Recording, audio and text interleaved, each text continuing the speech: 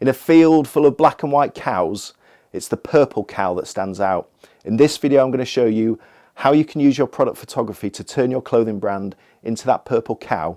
And in doing so, you'll make your brand memorable, build trust with your customers, and drive sales. Not only that, I'm going to show you how you can do that entirely by yourself, just as I've done, all from within your spare bedroom. Let's do it. I get it right. So you've probably been working for months, if not years, honing your brand concept, and you've finally got a product that you're looking to get loaded onto your website. You've got a decision to make, right? How are you going to display your product to your customers in order that you can best convey the quality of what you've got on sale for them? When I first started looking at this, there were a lot of tutorials that spoke about taking the blank templates from the manufacturer and then overlaying your artwork onto that, perhaps via Photoshop, which I think has got its merits in terms of being able to deliver a consistent look and feel across your website. It's probably the easiest route.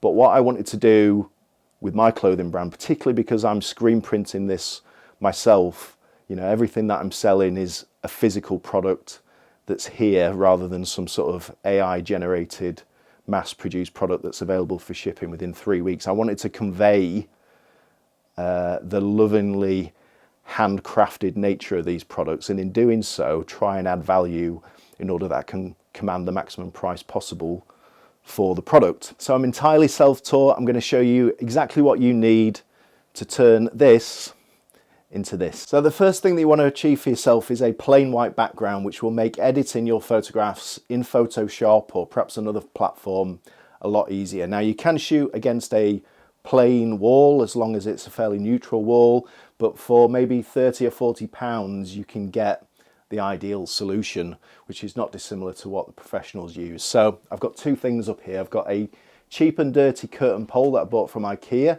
for maybe £15, and then threaded through that I've got a white photography paper roll, which maybe cost me about £20 for a 20-meter roll. So the beauty of this is if you're operating in a spare bedroom, for example, it can just be rolled up and down as and when you need it, and all of a sudden you've got a perfect white backdrop. Now the third thing that I've got up here is something you won't be able to see, which is a translucent fishing line, which is just attached to a curtain pole over here and to that curtain pole over there. And what that allows me to then do is hang my t-shirt, and with a bit of editing in Photoshop I can get a lovely floating hanger shot. Now the other thing that I've done, which is a nice touch which I think you should look at doing, again not expensive at all, I've got a branded hanger here, which just really makes all the difference, and I think the black gives it a nice touch as well. So in a second I'll show you exactly what I've got behind the scenes here in terms of the tripod camera and lighting that I'm using to achieve that finished product image. But before that I want to just show you one little detail that will allow you to improve the consistency of your shots from one garment to the next. So in this little tin here, which was given to me by my wife, is a selection of little dressmaking pins. So these can be bought on Amazon. So what I do with these is I just pin the sides of the t-shirt in, which allow me to get that consistency from one image to another, and it just also gives the t-shirt a slightly more fitted look as well. So if I do that on both sides, hopefully you can see the difference between that and that.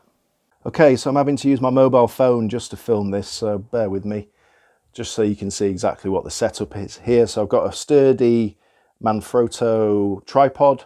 Mounted on that is a Nikon D750 SLR with a 30 to 70mm lens on that. Behind that then I've got a 800mm Godox softbox, so I'm just lighting this t-shirt directly from in front with one single light, which gives me a nice even light across the entire t-shirt.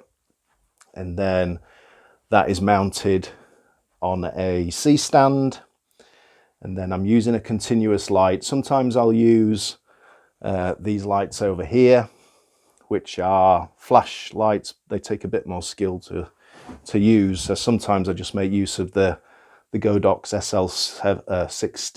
SL60W. I'll leave a link in the description. So that's a continuous light, so it just outputs a consistent light. So what I see on the camera is what I see on the finished image. So that's probably the easiest way to go. Hope you enjoyed that. If you did, leave a like. I'll catch you in the next video. Cheers.